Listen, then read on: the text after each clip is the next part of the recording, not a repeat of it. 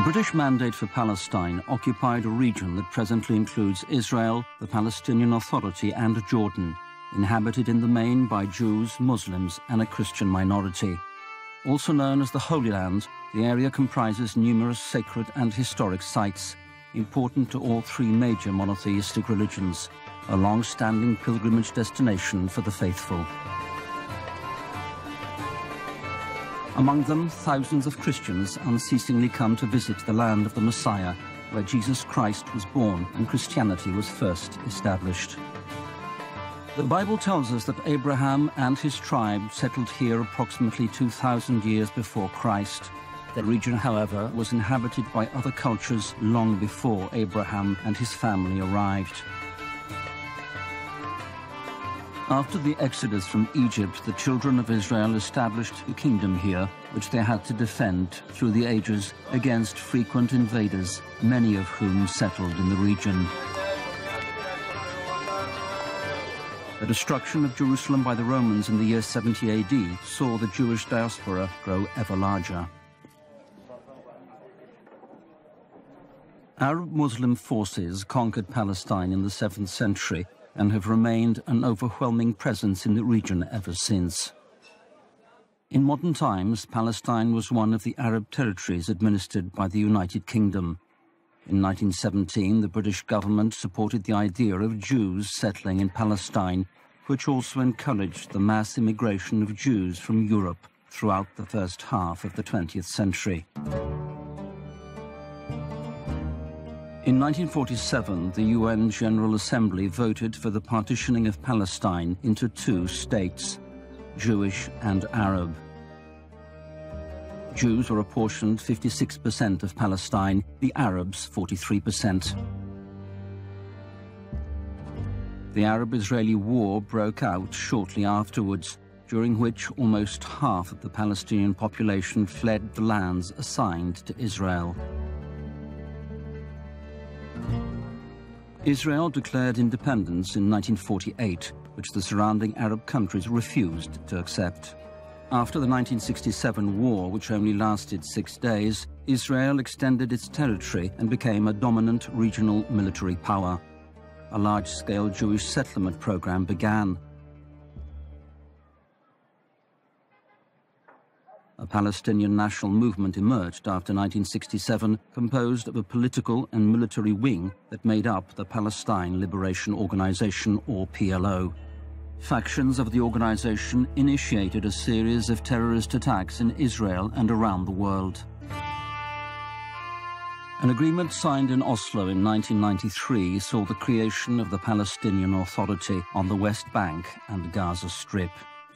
In return, the Palestine Liberation Organization recognized Israel's right to exist and relinquished all terrorist activities. Nonetheless, in order to prevent any further attacks, Israel set up hundreds of checkpoints between the two territories, in effect giving Israel control over most of the region. By so doing, Israel was seen by many as reneging on the Oslo Accords. Jewish settlement building has not ceased. Settlers continue to occupy and seize Palestinian land. Houses continue to be demolished and Palestinians, Muslims and Christians evicted. They cannot build houses in their own land because they are confiscated. Their house that they build without a permit from Israel will be destroyed by the Israeli bulldozers. In 2002, Israel began constructing a wall that separates it from Palestinian land.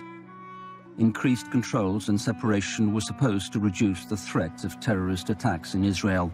Yet the wall has become a symbol of national humiliation for the Palestinians. It has significantly worsened their quality of life and all at once led to ever more Palestinian land ending up as part of Israel. The wall seemed to spring up from one day to another, spreading entire kilometers. People started to lose their jobs, particularly Christian families. Because they lost hope for the future, they started to take their own lives. Those who goes to work in other villages and cities, they have to pass by the checkpoints, by the apartheid wall. They have to face the the settlers and the Israeli soldiers who maybe will arrest them or will kill them. Israel restricts access to electricity, water, and limits freedom of movement between the Palestinian Authority and Israel. Although we as Palestinians, we have more than enough water underground, but it's controlled by Israel. And Israel is taking the 83% of our water, and we are buying the remaining 17%. Right now, we cannot have an independent, viable Palestinian state with more than 600,000 settlers all over the West Bank.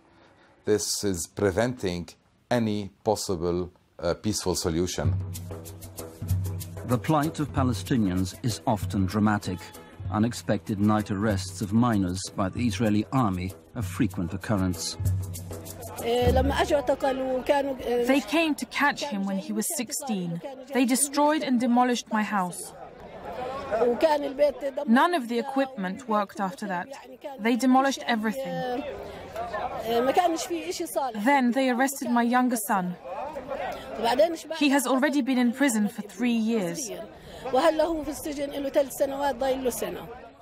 Over the past 10 years, there has been a sharp rise in unemployment among Palestinians, leading to ever greater social problems. First, we give them material help, because they lack food. People do not have jobs. When there is no job, there is no money. There are many social problems and violence in Christian families. No job, no food. That's why they reach for alcohol and drugs. Despite the many problems and the suffering of Palestinian Christians, there are clear signs of the fruits of pastoral work. These include a growing number of vocations to the consecrated life, successes in education, and the development of local businesses. Although up to recently, Palestinian Christians were the majority group in the Church of the Holy Land, migrants are making the Christian presence more diverse and complex. The Catholic community in Israel is composed mainly of guest workers from the Philippines, India and Sri Lanka, as well as asylum seekers from sub-Saharan Africa. In the last decade, the number of guest workers has increased sharply. Today, almost 40,000 Filipinos alone live in Israel, with fixed-term employment contracts the norm. The Universal Church is called to care for her brothers and sisters in the Holy Land.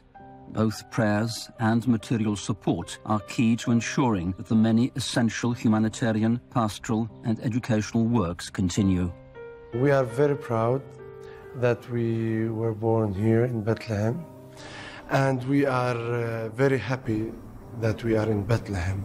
And we have to encourage all our people to stay in this land, because we are the living stones of the church. We are the soldier of the church. So without us, the church is just a museum. And we invite all the people in the world to come to visit us in the Holy Land and to stay for a while, to encourage us to stay, to be in this land. Not just to visit the church, also to visit us.